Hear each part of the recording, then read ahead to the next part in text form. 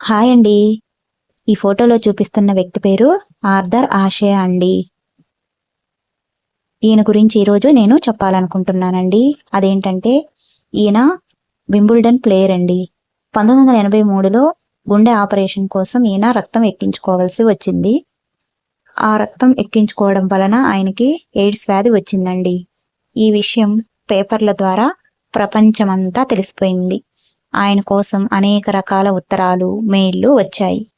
అందులో ఒక మెయిల్లో ఇలా రాసి ఉందన్నమాట. ఆర్థర్ గారు, మీకే ఎందుకు ఇలా అయింది? ఇంత గొప్ప ప్లేయర్ అయినటువంటి మీకు ఇంత భయంకరమైనటువంటి వ్యాధిని దేవుడు ఎందుకు మీకు ఇచ్చాడు? నాకు చాలా బాధగా ఉంది అని చెప్పి ఆ మెయిల్లో ఉందన్నమాట. ఆ మెయిల్ చదివినటువంటి ఆర్థర్ గారు వెంటనే ఆ మెయిల్కి ఈ విధంగా సమాధానం ఇచ్చాడు. ఫ్రెండ్, మీ మెయిలు నన్ను బాగా ఆలోచించేలాగా చేసింది. అందుకోసమే మీకు నేను ఈ విషయాన్ని చెప్పాలనుకుంటున్నాను. అదేంటంటే ఈ టెన్నిస్ ఆడడానికి మొత్తము 5 కోట్ల మంది పిల్లలు మొదలుపెట్టి ఉంటారు. వాళ్ళల్లో 5 లక్షల మంది మాత్రమే ప్రొఫెషనల్ టెన్నిస్లోకి వచ్చుంటారు. వారిలో 50,000 మంది మాత్రమే సర్క్యూట్ దశకు చేరుకొని ఉంటారు. వారిలో 5,000 మంది మాత్రమే గ్రాండ్ స్లామ్కి చేరుకోగలిగారు. వారిలో 50 మంది మాత్రమే వింబుల్డన్కి వచ్చారు.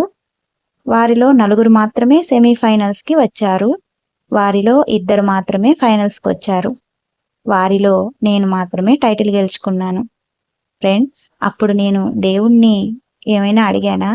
నాకు మాత్రమే ఈ గొప్ప అవకాశాన్ని ఎందుకు ఇచ్చావు దేవుడా అని.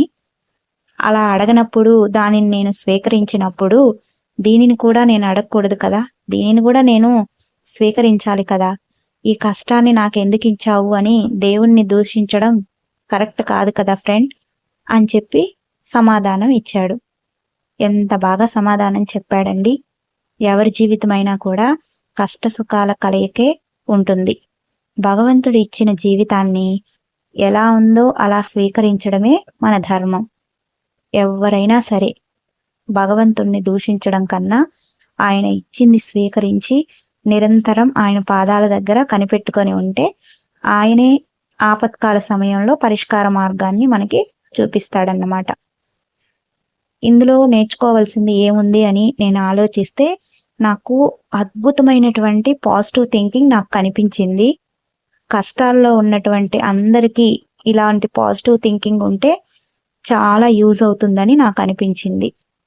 బాయ్ ఫ్రెండ్స్, మళ్ళీ మరో కొత్త టాపిక్తో మీ ముందుకు వచ్చేస్తాను.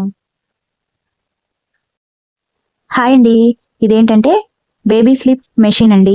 ఇంతకుముందు తల్లిదండ్రులు పిల్లల్ని నిద్రపుచ్చాలంటే రకరకాల పాటలు పాడుతూ కథలు చెబుతూ నాకు తంటాలు పడేవాళ్ళు కదా. కానీ ఇప్పుడు ఆ పని చాలా ఈజీ చేసేసిందండి ఈ మెషిన్. దీని పేరు జియానా లులుమ్ బేబీ సూథర్. ఇది all in one sleep machine అండి. దీంట్లో చాలా ఆహ్లాదకరమైన పాటలు, శబ్దాలు ఉంటాయి. ఇవి ప్లే చేస్తే చిన్నారులు త్వరగా నిద్రపోతారండి. అంతేకాదండోయ్, ఇందులో క్రై డిటెక్షన్ టెక్నాలజీ కూడా ఉందండి. అంటే ఏంటనుకుంటున్నారా? చిన్నారులను ఏడుపు విన్నారనుకోండి, 20 సెకండ్ల లోపలే తల్లిదండ్రులకు ఆ నోటిఫికేషన్ ఇచ్చేస్తుంది.